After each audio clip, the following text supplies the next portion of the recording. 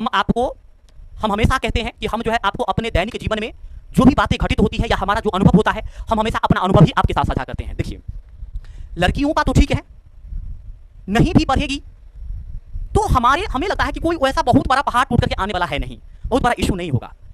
लेकिन अगर लड़का नहीं पढ़ता है, अगर आप लोग नहीं पढ़िएगा और बेरोजगार रहती हैं, तो घर में खाना भी खाने के लिए जाइएगा ना तो ताना मिलेगा, खाना भी सही से नहीं पचेगा, आपको डाइजेस्ट नहीं हो पाएगा, क्योंकि उस खाने में जो रोटी खाएंगे ना उस रोटी में ताना लगा हुआ रहेगा। अब क्योंकि आप बेरोजगार रहेंगे, जिस उम्र में आपको पैसा कमा करके आपको पिताजी को देना चाहिए, उस उम्र में आप पिताजी से पैसा लेकर के खा रहे हैं, कितनी बड़ी शर्म की बात होगी और कितनी बड़ी जो है समझिए बेकार बात है ये।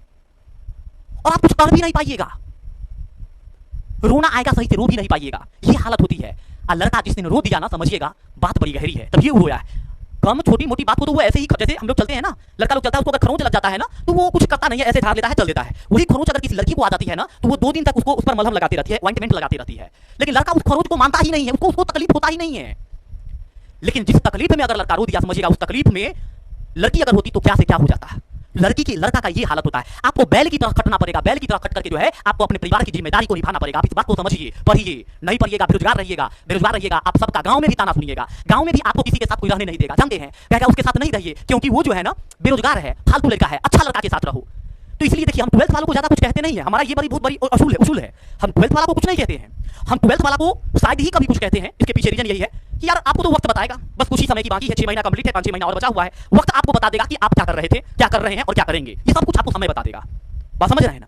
तो ये सब चीज हम आपको समझाना चाह रहे हैं। लड़की को क्या है, अरे लड़की अगर पढ़ी बहुत अच्छा, मैं उनकी सराहना करता हूं, मैं उनके लिए क्लैपिंग करता हूं कि उन्होंने पढ़ा और अपने आप को उस काबिल बना लिया कि उनको किसी के ऊपर आधारित नहीं रहना पड़ेगा, निर्भर नहीं रहना पड़ेगा। इस लायक उन्होंने अपने आप को बनाया, मैं सैल्यूट करता हूं ऐसे लड़की को। लेकिन अगर वो नहीं भी पढ़ेगी ना तो वो किसी ना किसी लड़के से उसकी शादी हो जाएगी, लड़के उसको किसी भी प्रकार से निभाएंगे। आप एक चीज और नोटिस करिएगा अपने दैनिक जीवन में कि पढ़ा लिखा लड़का जो होता है ना, वो अनपढ़ लड़की से भी शादी कर लेता है, लेकिन पढ़ी लिखी हुई लड़की कभी भी अनपढ़ लड़का से शादी नहीं कर सकता है। आप एक भी मुझे उदाहरण बता दीजिएगा,